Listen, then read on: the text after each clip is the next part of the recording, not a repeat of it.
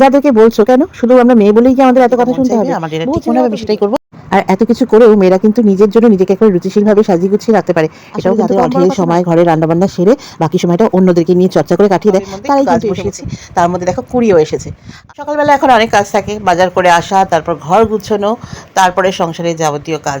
তারই ফাঁকে নিজের মনটাকে ভালো রাখার জন্য ছোট্ট ছোট্ট কিছু নিজের মনের মতো কাজ, এই যেমন ছোট ছোট গাছ। আমার দেখো গাছ লাগানোর জায়গা ভীষণ কম, ওই জানলার পাশে ছোট্ট একটু গ্রিল, তার মধ্যে ছোট ছোট টবের মধ্যে একটু গাছ বসিয়েছি, তার মধ্যে দেখো কুড়িও এসেছে।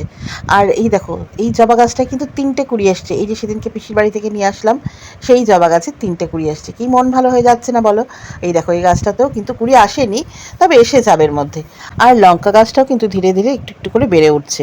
আর তোমরা দেখলে না ওই যে গাছটা, আরেকটা গাছ, হ্যাঁ এই গাছটার কথা বলছিলাম, এর তো একদম অসুস্থ হয়ে পড়েছিল জার্নিতে, পাতাগুলো ঝরে গেছিলো, কিন্তু আবার নতুন নতুন পাতা এসছে, দেখতে কিন্তু বেশ ভালো লাগছে।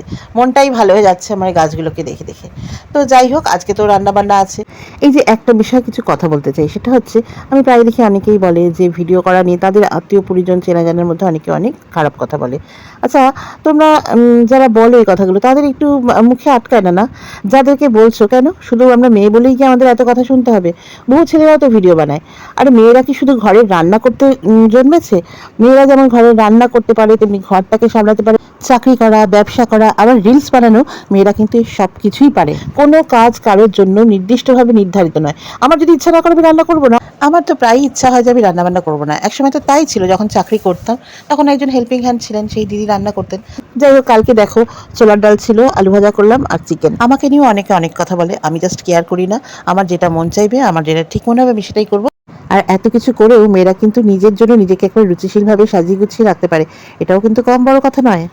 আসলে যাদের অঢেল সময় ঘরে রান্নাবান্না সেরে বাকি সময়টা অন্যদেরকে নিয়ে চর্চা করে কাটিয়ে দেয়, তারাই কিন্তু এই সমস্ত বলে।